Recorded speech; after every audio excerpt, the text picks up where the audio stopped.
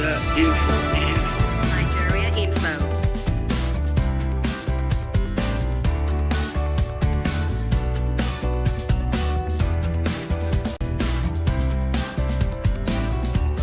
This is Nigeria Info.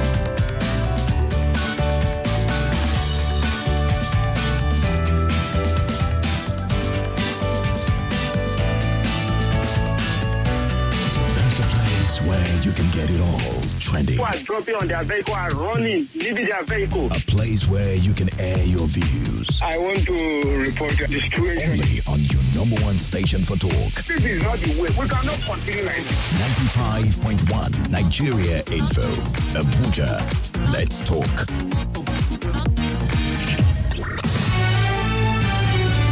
This is Hard Facts.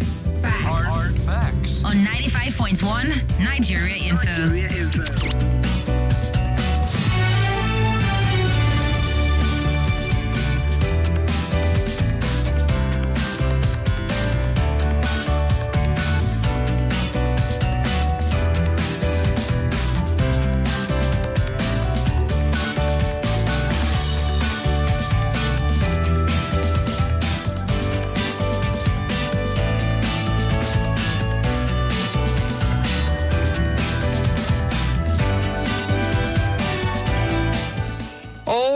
Thank you so much for staying with 95.1 Nigeria Info. It's 11 minutes after 3. I hope that you're having a fantastic Monday. I know one person that is so in love with Monday is sitting right next to me, but I don't know about you. I don't know about the interns in the studio. Hi, introduce yourselves. Your name?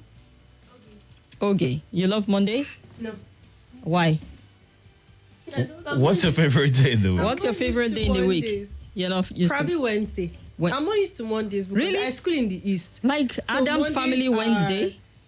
Okay, I haven't seen Adam's family. So you don't know. Mondays Well. I sit at homes in the East, so I'm not used to Mondays. Oh, you school in the East? Yes. Oh, I can understand. You're not programmed not to do anything on Monday. I'm not used to Eh, Mondays. yeah. You see what's happening to her? Nigeria is happening to her. No kidding. Now, she doesn't like Monday just because of the seat at home, where she's from and all of that. So coming here on a Yes. Monday feels odd to you now. Yes, very odd. No, just waking You up have to and get used to realizing it. I have to do something. I'm like, oh, I'm not in the East anymore, so I actually have to make something of myself on a Monday. Wow. Okay, this is interesting. How about you, My name is Eniola. Eniola? I like Monday You do like Monday. Jesus. because Monday, my like Yorubas, they say is the day of morning. So Morning as in good morning or morning sub. morning. Oh, Money. Oh, Money Monday. Oh, Money Monday. Yes. Ah. Nice. Okay. So one person doesn't like Monday because she's been forced to sit at home all through Monday for months and years. Monday feels like a day off. And the other person just because of money. So if you go back home and there's no money on that Monday. All right, ladies, thank you very much for sharing with us. Well, Itodo most definitely liked Monday. I've never asked him the reason why. He just loves Monday. It's an easy day for me, and it moves by really quickly. Before you know it, it's midnight. Monday is done. You're on to the next day, Tuesday. So that's the reason for me. I don't think I have any particular reason. I've not just had a reason not to like Monday. Monday has not offended me in any way. Not to be a coon. Right, Monday's a chill day. Yeah, A lot of people I are feel like freaked out Monday by is it, but cool. it's just cool. It's there. I even know people who go Easy. by the name Monday. They are super cool people. I only know Yes. like 2 or 3 of them. They're just easy going people and all of that. But you know what? Monday's aight. Monday is good. If you don't like Monday, well, I'm sending you hugs right now. You'll be good. Yeah. And happy Monday to you. Wish you same. Thank you for joining us this marvelous Monday for the Monday edition of Hard Facts. And our guest was meant to be here with us, but as we speak, I'm sure he's battling with his car on the express. We're so sorry, sir. I know you were headed here, but you know, cars don't give warning. It happened to me once. I was driving on a Saturday, makeup free, my hair just Lucky you. in the state that it should be when I'm by myself. I'm not hoping to see people. Yeah. And then my car decided it was just going to stop. Just like that. No warning, no sign. It slowed down and it stopped. I thought it was one of those random and tried. Nothing. And I felt really miserable. It was a Saturday evening. It was towards 6-ish. The thing is, when a car breaks down, I'm not worried because it might be stopping you from something terrible happening. Really? Yes, I don't freak out. I just, okay, this is a warning or it's a holdback or whatever it is. But then it's frustrating still, especially when you have something to do and you don't have any backups or anybody who can come to your rescue in good time. And the mechanic is hours away from you. You have to wait and be patient enough for them to come rescue you. That's only the annoying part of it. But then just, wait, be patient and thankful that it wasn't worse than what it was. So our guest is having car trouble on the express. I won't tell you what part of the express, but Mr. Chuksuhebe was meant to join us. So sorry about that, sir. He's agreed to be here tomorrow since he couldn't make it today. I hope that we resolve the issues quickly. So it means that it's just going to be us with you. And I don't like Monday, and I like Monday, and I like Monday, and I like Monday. More Mondays that you can handle. Exactly. All the Monday lovers, we're going to be here with you till 7 p.m. on Hard Facts. It'll be a great show nonetheless. We're going to have an amazing conversation. So please start with us from now to the end of the show. My name is Kimberly Wachuku. Call me Kim, the Oracle, the Digital Oracle, OTF, Madam Speaker, the fellow Ochanyawa of Nigeria Info. I said yes to them all. What? I just remembered something from last week. I kept being harassed. I kept being harassed about my title. Okay. So I had to have like a mental reminder to always say it when I come up. My name is Itodo. Right? You could call me the Deacon or Agaba Ido and all the titles that I have been giving over time. I know. No, Baba Chelsea took it so personal. People started appealing and sending him messages and are begging us to please go by that name. Yeah. It was that serious. But it's a chill name. It's a chill title. Yeah, so we'll take it. chills. I mean, perfectly. All right, let's go through some of the big stories driving conversation. And I'm sure if you don't live under the rock, you already know that the Election Petition Tribunal judges have decided, you know what?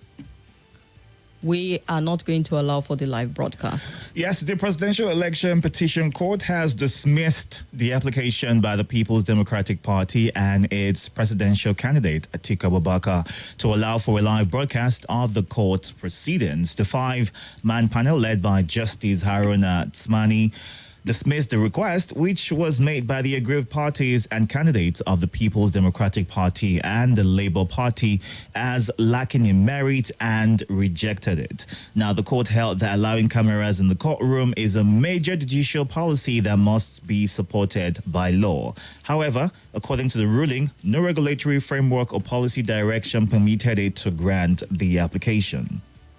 Now, furthermore, the court held that the request was not part of any relief sought by the petitioners and had no bearing on it. It said that the request for a live broadcast would not add to the determination of the petition, adding that petitioners failed to establish how the live broadcast of the proceedings would advance their case. And a lot of people were looking forward to this. I mean, on Friday, there was a report about cell phones not being allowed in court from today. That's at the PEPC tribunal. And people were sort of worried by that, asking what do the courts have to hide. But right now they're giving a breakdown as to the reason why they don't want a live broadcast. Even though people, a lot were hoping to be able to learn the law and understand some of these languages and words being used. And of course, they mentioned that they were not able to give a reason why they want it to be broadcast live. Like nothing tangible that will add to the case itself. Yeah, but beyond the fact that Nigerians just want to be carried along and want to see that the process is, to their own judgment, transparent. But wouldn't you say that being able to build trust in the judiciary is enough reason for it to broadcast live? I mean, that should be able to motivate them to ensure that the process is free and fair. Nigerians can be a part of it, because in the end, all of this is being done for the good of the common man. And to also prove that your vote... I think it would have added something if Nigerians were carried along. But I also agree with some people that perhaps the language might be technical, such that it will be also open to multiple interpretation from people who believe they understand the legal language being used. Because it's not going to be just your everyday conversations and all of that. There are going to definitely be technicalities that would call for interpretation. And we know in this time and age where everybody feels like they know, there will be all kinds of interpretation. So you would still need to call people, okay, we follow that. What does it really mean and all of that? So it perhaps will not be as easy maybe if it's the final judgment, I know we're quick to say Kweremadu's case, we followed it. You didn't follow it from start to finish. You only followed the final judgment that was given by the judge and the reason why they arrived at it. But all the while he was going to court, it was feelers we were getting from reports that was making the rounds. And at the end of the day, so if people were carried along all the while, I'm sure there will still be that, no, we don't agree. You'll be confusing it with your own law and the likes of it. Well, it really would have been great. We could do something different, given the fact that people are emotionally tied to the 2023 election that just wrapped up. I know, yes, you say we've had other elections, they've not been perfect and stuff like that. But this one, given the zeal, the commitment, enthusiasm of a lot of young people, and the fact that we had that hiccup with IREV uploading the report, we also had that ethnic dimension in terms of how people were profiled and denied, getting there. There was a lot of dimensions to this election that is different from the previous elections. And given the fact that a lot of people were invested in it, it'd be nice to see to the end, at least a bit of, something that people can just follow along and say, all right, now we can queue up behind this man. He's the person, or good thing, let's give it to this other person at the end of the day. Now, a lot of stakeholders have, stated the need to broadcast this live. And how would they be able to hold back those who come into the courtroom with their cell phones? Because from there, you see short clips every now and again, what was being said, what was acted out. And that in turn gives a bit of insight as to the proceedings going on, even though it's not live. Some people actually go as far as going live for a few minutes or a few hours until they maybe get discovered and they are either asked to stop or they are escorted out. So how would they be able to hold that from happening? Are they going to search everyone or demand everyone submit their phones? Or, I mean, it's that should be a concern right now, seeing that you're trying to prevent a live broadcast from happening from the courts. It's 2023. Everybody has got a smartphone and access to internet as well. And with YouTube and social media being free, you're able to still live stream and still get a lot of attention from that. But we'll see how all of this plays out, and how the trust of Nigerians in the judiciary would be handled or improved on. Because right now, a lot of Nigerians, a handful, have stated that they don't trust the process that's ongoing right now, and it needs to be free and fair. What that means? Yeah, I was asking the same question on Friday when you said the judiciary should do the right thing. And I was asking people, what does it even mean? Because I'm sure if you ask 12 people, you're going to get 12 different interpretations of what constitutes the right thing at the end of the day. So it would have really been great to just, follow some aspect of the process. But if the court in its wisdom says, this does not add to it, and we don't think it does us any favor in trying to project us to look good or help the entire process, I will give them that benefit of doubt and move on with the case. Let's move on and see how we get closure to this particular one. Yes. All right, we'll go on a quick break and be back with more.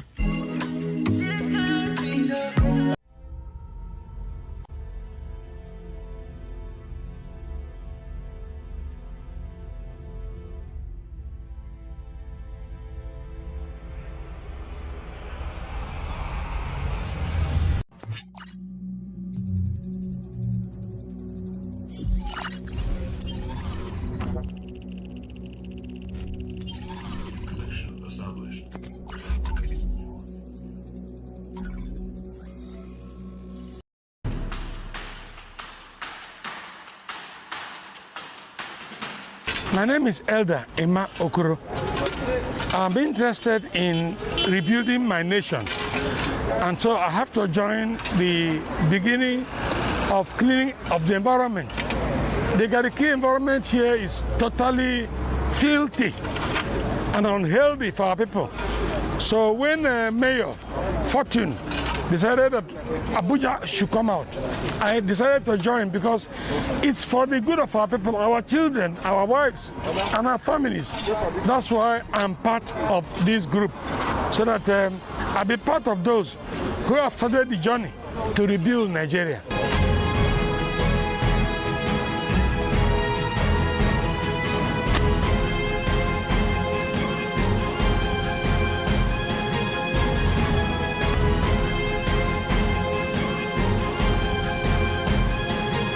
Break right now.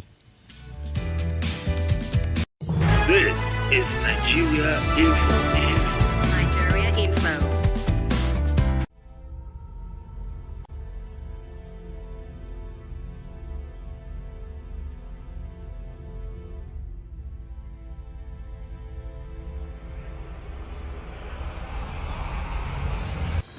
Hello, my name is Kimberly. I'm the host of Hard Facts, and I bring you the biggest stories driving conversation every weekday here on 95.1 Nigeria Info Hard Fact Show. I love to get your opinion and conjectures, but the facts you cannot dispute here on Hard Facts. Join me and let's talk. Nothing breaks the news like the news. Trust me, I can prove it. I do it every morning on Morning Crossfire from 5 a.m. to 9 a.m. on Nigeria Info 95.1, and I'm Femi D. Amede. Join the biggest conversation around the national politics every day in a way that is trustworthy, full of passion, and yes, covers the biggest politics and the stories that matter to you. See, you have all the reasons to find out what's going on in Nigeria and be engaged differently. Let's talk. That's the way. I keep my sunny side up so they can see me from above. I keep my sunny side up. No more running from the love. No more, no more. I keep my sunny side up so they can see me from above. I keep my sunny side up. No more running from the love. Yeah. Hey, pour me up some OJ, have it fresh squeeze, sizzle up some pico and some bay leaves. Make sure that it's on low. Let the top breathe, let the top breathe. Gotta let the top breathe. Crack another egg on it. Me and you could make the best omelet. Yeah, never seasoned, so it's our timing. You can smell the good vibes rising. I keep my sunny side up so they can see me from above. I keep my sunny side up. No more running from the love. No more, no more. I keep my sunny side up so they can see me from above. I keep my sunny side up. This is Nigeria Info. Nigeria Info.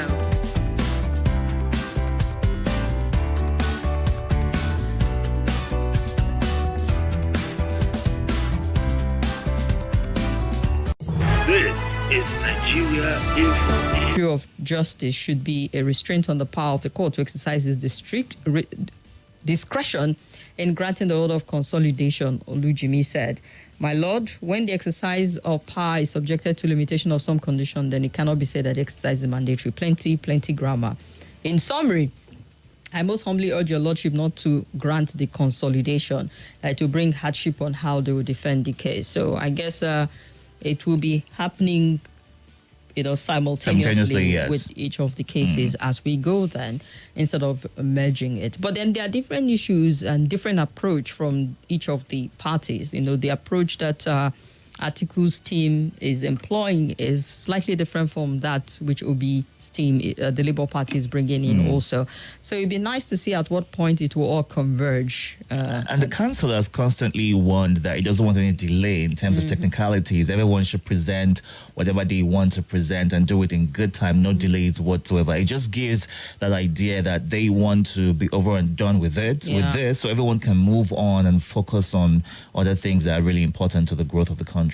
We know also that there's a time frame that you have to work with, and some of the parties are saying, okay, we need to present 50 witnesses, and I say we have 100 witnesses, we need this amount of time, it's going to be rich, the feelers coming out from there. We trust that with or without camera, that the media and others authorized to bring information out of there would give us the precise information that is required, so that there will be no room for people to start to think something went sideways at one point in time. But would you say it would be a good idea to maybe have a law that mandates the courts to live broadcast some of these proceedings to ensure that everyone follows?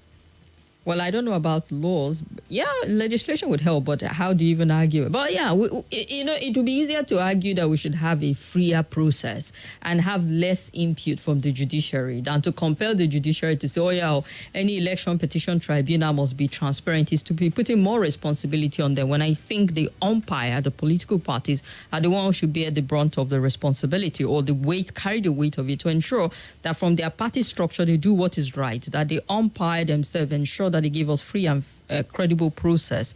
Then the judiciary should play the most secondary of all roles in all of this. So if we start to come up with legislation compelling them, is to say we have no faith that our umpire is going to give us a credible free process enough, or that the political parties are going to behave and want to ensure that, within their ranks, they do what is right with this party. We're saying that it is impossible to fix that. They are the only ones who can help us out. No, but I mean, we should also be able to do like virtual proceedings where someone's in a different state or different location, and you can still be a part of the process, and the case still goes on whether or not you were present there. Yeah. All right, that's the future. Use of technology.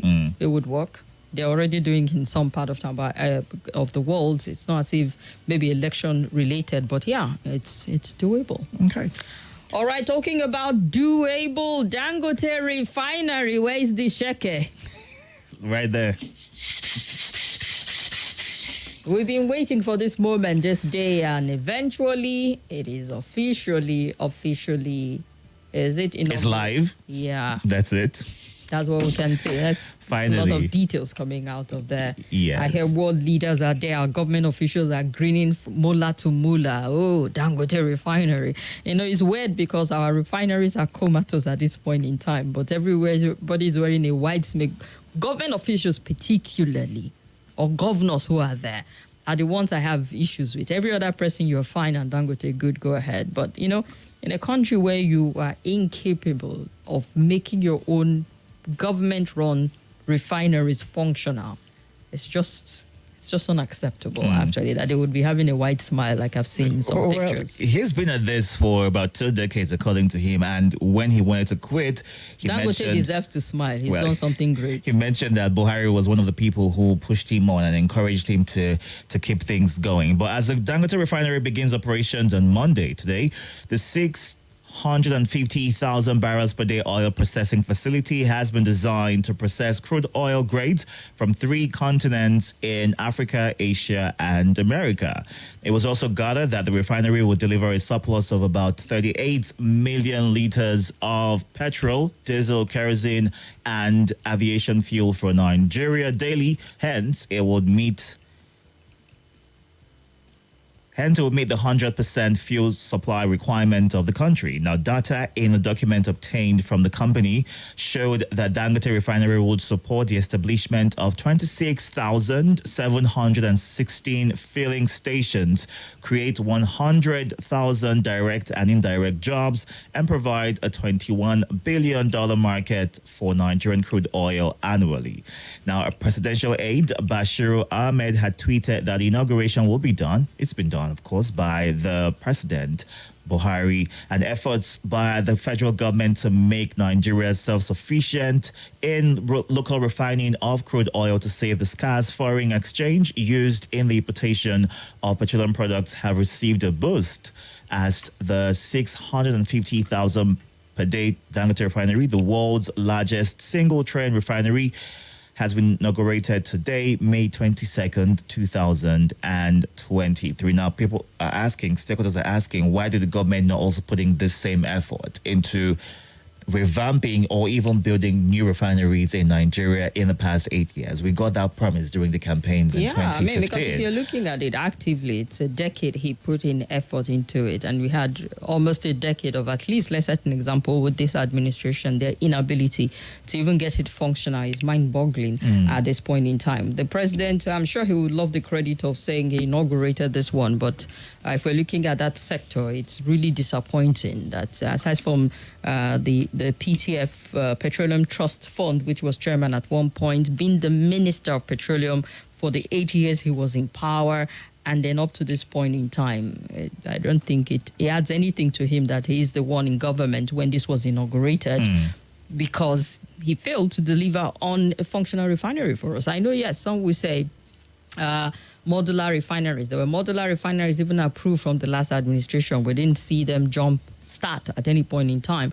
Talking about monies that's been put into Port Harcourt refinery. Is it refining just yet? Until it does, nobody's going to count chicken until they hatch at this point in time. But yeah, congratulations to Dangote and the other African leaders who were there. I heard about 5 of them. The Paul Kagame of Rwanda was there, the president of Togo was there, Ghanaian president was there, Senegalese president was there, Niger Republic and Chad Republic were also there as the president inaugurated the facility in Lagos today. And he secured about $3.3 billion in financing the project eventually. He tried twice. The first was in October 2019 when the top official said the project would be ready by 2021. And the second was in January when Dangote said the refinery will begin processing crude by the third quarter of 2022. It didn't happen.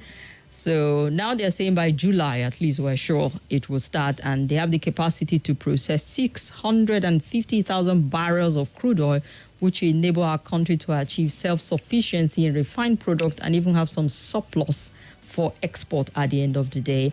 It's a milestone, he's saying, for our economy, game changer for the downstream petroleum product market, not only in Nigeria, but the entire African continent.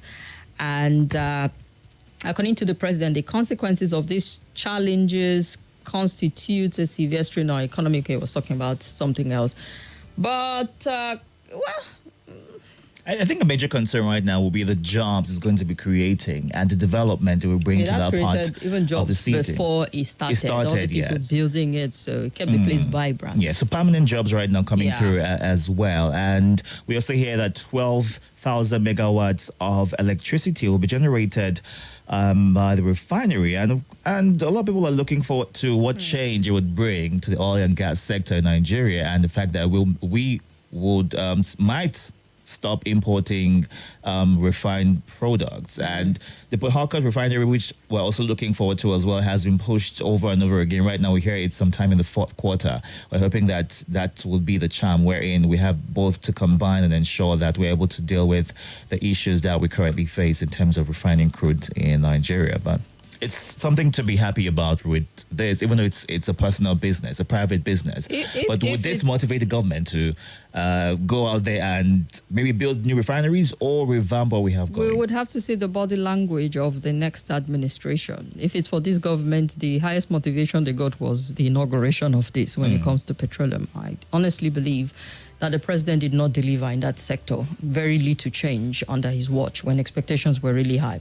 However, we have a new government coming in, and it'll be interesting to see what direction he heads, what new ideas they would have, because it will really be a shame to say, all right, we have one private Dangote refinery, and trusting Dangote and how they've been very functional, they would run this thing excellently. It is going to be so efficient that it will be a struggle. We will now be contending to be competition to see how we can have our national refineries even functional compared to this at the end of the day. You say, yes, we'll have more capacity collectively. But there's something about when you have certain level of excellence in operation to the one which is government and anyhowness reflecting it. You're going to find this one being a lot more functional, such that the competition will be how do we get this one up and floating compared to the efficiency of what we're going to get from Dangote Refinery. Hopefully this is all the motivation the government needs. The motivation perhaps we get to the point of either privatizing that, the asset that we have. It's not as if this is going to give us all one, because we're looking at the future. And it's a good thing that he mentioned the African Continental Free Trade Zone. You're going to look at all your comparative advantage. We have oil here to be nice to refine, export to other African countries who don't have. It's so embarrassing, actually, that we have crude and we're still importing, and then we're having conversation of should we subsidize, shouldn't we subsidize? I feel it's so lazy. We've been so lazy to dealing with some of the real issues in this country. And by lazy, I mean the government here. I'm excusing the people from all of this. The people who have been saddled with the responsibility. When you have a social contract, you say, you take care of some of these things. They should be the one to be able to see how they can bring life to it. So, well, this refinery will save Nigeria $25 billion and $30 billion Forex annually. and give the economy an inflow of $10 billion yearly. Emefiele also stated, that's CBN governor, stated that Dangote has started repaying the loan that he took and he had gone as far as 70%. He has repaid 70%. Refinery has not started working. I say, well, that's what the reports are saying. So Dangote has repaid 70%. That's what he said. Where did he put the breakdown of the reports? I'll get to it shortly. Let me get the breakdown and get to it. Just give me a second. But that's worthy to know that he's also making the effort to repay whatever loans he's taking and ensure that everybody across board is... He has repaid 70% and it's not even refining just yet. He's got other businesses going for him. No, I agree, but even as a businessman, we know you don't just remove money from your cement and your flour and your spaghetti and then to refine it. It doesn't work that way. Well, there are different companies, even though we're dealing with a conglomerate here, but I don't think it's just easy to say, oh yeah, bring down and let's throw it in here. But at least he's repaying, and that's good for him. What's important right now. All right, you can join live on Facebook and YouTube right now at Nigeria Info ABJ. Nigeria Info Abuja. That's the handle. Ensure that you subscribe to our YouTube channel and catch all the shows that have been streamed before now. Yep. And winner Ethelbert, that's his name, says, Auntie Kim, we've not been waiting anything for the refinery because nothing would change. However, isn't God wonderful how Obi and Atiku, who detest each other and the former party working, they don't detest each other. At no point did they say they detested each other. Just you assuming things and imagining things. They just politically had their difference. Obi wanted to be president. He saw the opportunity when he felt they were going to deny him the opportunity within the party and went somewhere else. Yeah. All right. So this report real quick. Dangote pays back 70% of loan used in constructing refinery, says Emefiele. And he disclosed this during the ceremonies of commission. The refinery also present. How much did he borrow? Was he there? That's not exact. Okay, so we see Dangote has paid down its total loans outstanding on this refinery project from $9 billion to $2.7 billion today. Yeah. So it's a reflection of the creditworthiness of the Dangote Group. Let's give him Sheke again for that. You're impressed, eh? I am impressed. Well, so there you have it. Yeah. Even though aside from the loan, he got a lot of grants and support, but it's quite impressive also. All right, then let's get your take. We have one more story to look at, but call us up on 0700 951 0000 or 0809 5974869. You can call our WhatsApp number on 0809 9930 137. We're on YouTube and Facebook at Nigeria Info ABJ. Our WhatsApp number is still pretty active for messages, 0809 9930 137. Welcome to you. Hello, Itodo. Yes. Good afternoon. Good afternoon to you. Itodo, the intelligent man. I greet you and the greater China one of Nigerian Info. You're welcome. How are you today? My name is Chimezie. Welcome, Chimezie.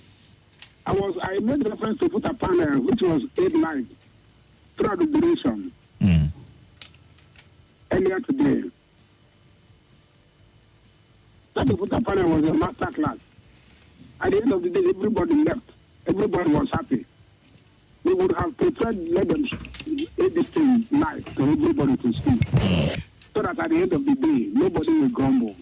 That's my take. All right, Chimezie. All right. Thank you very much, Chimezie. Welcome to you. Hello, good afternoon. Good afternoon. Kim and Itodo. You're welcome. Yeah, my name is Akim. Welcome, Akim. Dangote Refinery. I think we have something to celebrate about the country. The largest single trade refinery anywhere in the world. It's happening here in Africa and in our doorstep as a Nigerian. Congratulations to Dangote Group. They are doing well. You see, some businessmen in Nigeria, they will tell you when you approach bank, they will not give you loan. Most times it's not true. When you take facility from the bank, you have your book and they are correct and you are paid regularly. In fact, it's the bank that will be fighting you and be begging you to come and take facility. That's how some of this will work. And thank God for Dangote Group. That group will uplift the owner. So we have discovered in the recent times that most of African business, they don't outlive their owner. Look at Abiola Empire today.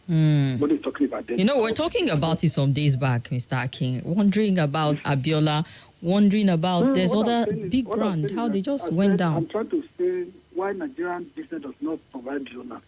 I said Dangote has his culture, and this culture is working. That's how you see it's moving from one group to another. And in any case, we equally mention the fact that the money for Indomie may not be more temporary.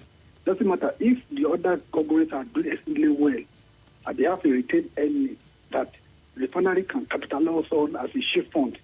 There's nothing wrong with that in business planning. So you can divert money, excess money from other corporates to fund the Refinery.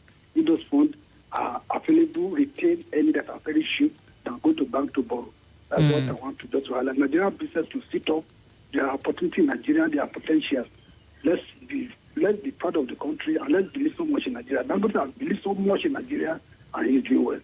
Good afternoon. God bless Nigeria. All right. Thank you very much. Welcome to you. Hello. Good afternoon.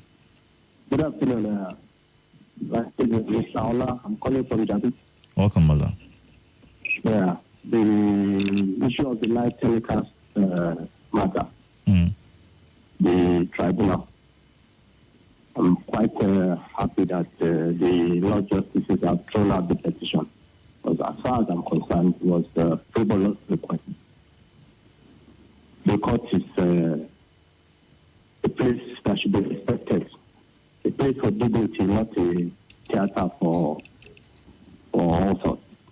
I'm quite impressed by the ruling of the court.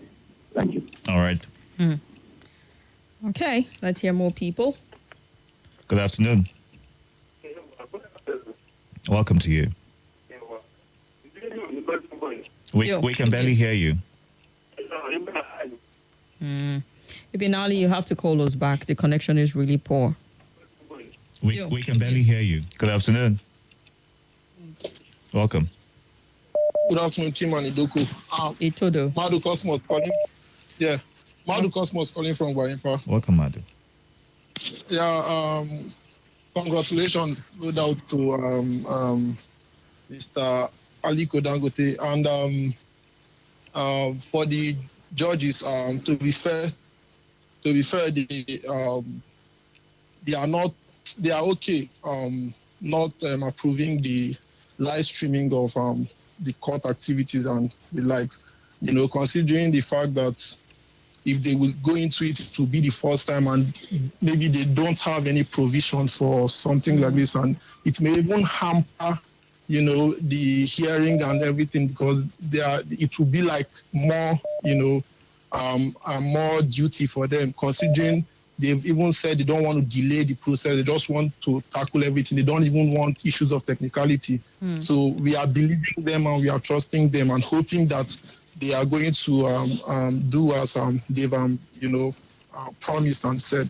Then on Dangote, on his refinery, like I said, congratulations to him. And I also hope other people, if other people wants to venture into stuff like this, they are being given the level of backing Dangote got, because this is not a small project at all, and he was supported fully by the federal government and, you know, the likes. So if other citizens also want to venture into stuff like this, the government should also be bold enough to give them the backing they require, you know, to carry out stuff like this. So good luck to Dangote, and hopefully this brings to an end all this our fuel scarcity and other stuff. And we hope the price reduces, because if you want to judge by the cement, you know, virtually almost everything we use in manufacturing cement, we get them from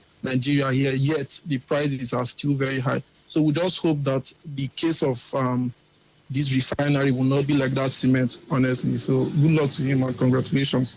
Thank you very much. Thank you so much. Well, the president, the Dangote actually had a lot of people to appreciate. And let's listen a bit to this clip.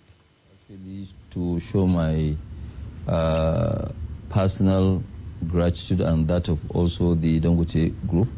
for all the assistance that we got from the president, from the federal government, of Nigeria, from even the president-elect, because he also set the face by creating the Lekki Free Trade Zone as part of his, dream.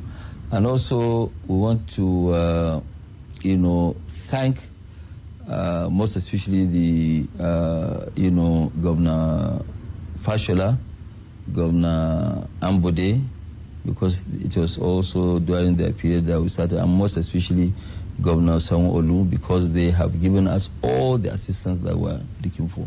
We thank all Nigerians for giving us the support, which they are too numerous to mention. All right. It's grateful to you also, just so you know. And got a lot of support from the state where it's established with the Lekki Free Trade Zone, which is something that, we're talking the other day, I think we had a guest, was it Kolawole Johnson also was talking about, it was meant to be in a different state. And Lagos had to welcome them with the offerings come over with a better offer. One state is saying you have to pay us this commission. Another state is saying we're going to give you all kinds of incentive to situate it here because of the long-term vision they had on what that refinery was capable of generating in terms of jobs and boosting the economy of the state. So it's a good thing that we're seeing it come to life at this point in time. But just hoping that with the refinery in the location that it is right now, there's a bit of development brought to that location, the people who live there, and not promises being made and nothing comes out of it in the end. Somebody was asking the road to that area. I know they did massive construction of road, a good part of it, but people who are coming into Nigeria, apart from the other part of the world, you're not impressed? No, I hope everywhere down to where they're headed. Looks the part, But yeah, it did a lot of work in the area, I must admit. All right, let's look at the third story and take more thought from you. The International Monetary Fund says 98.5% of e-Naira wallets have not been used, not even once. So people who have you have the wallet, right?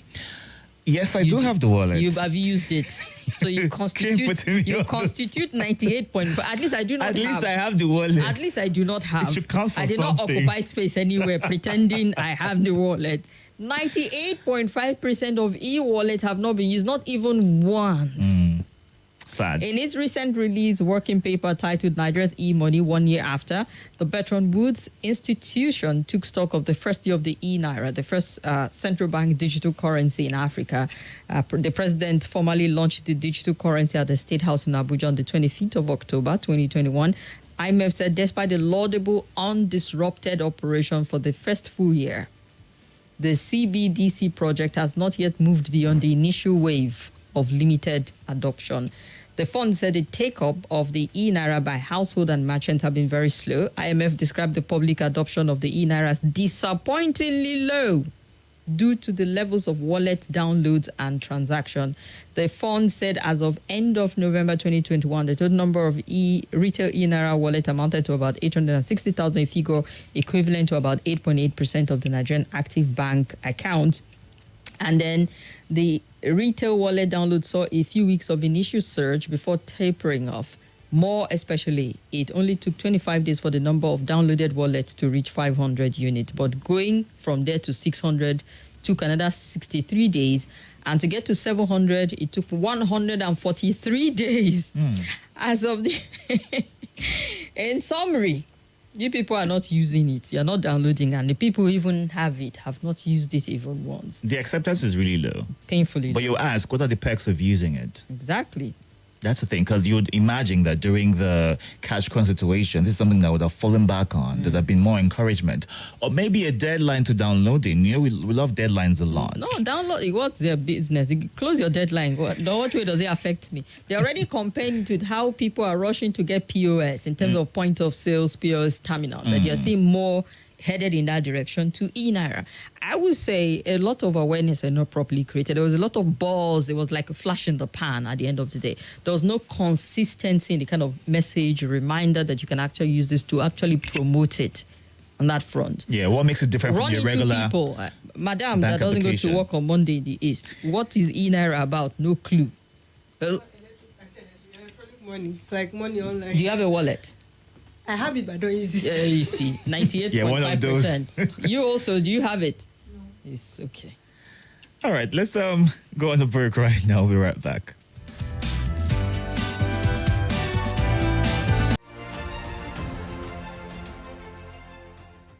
This is Nigeria Info.